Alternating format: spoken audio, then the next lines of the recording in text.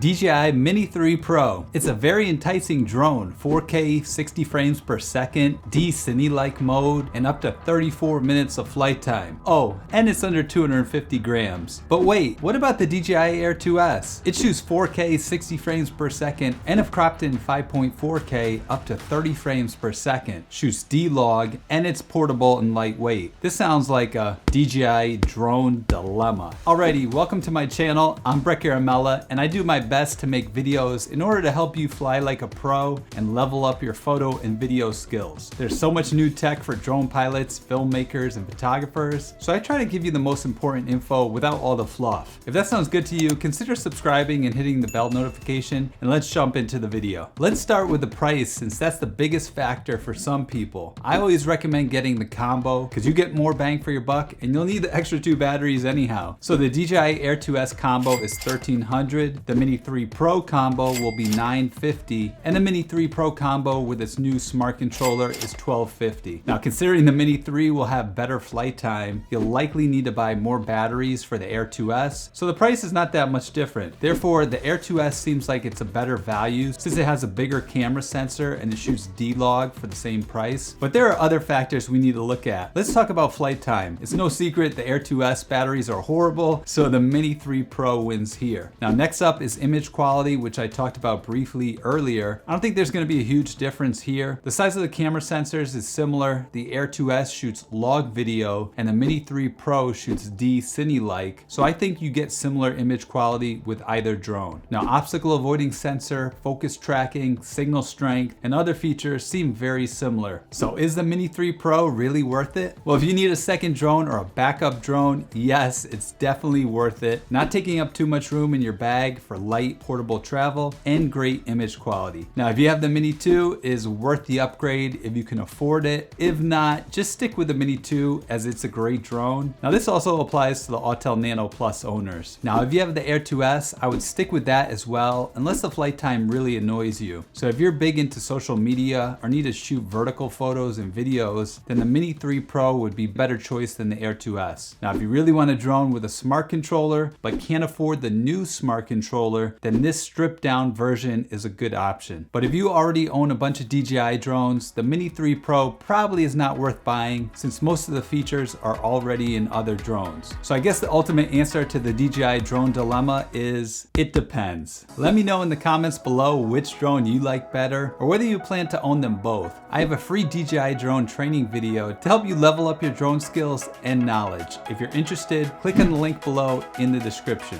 I'm Brett Garamella, and remember, fly like a pro.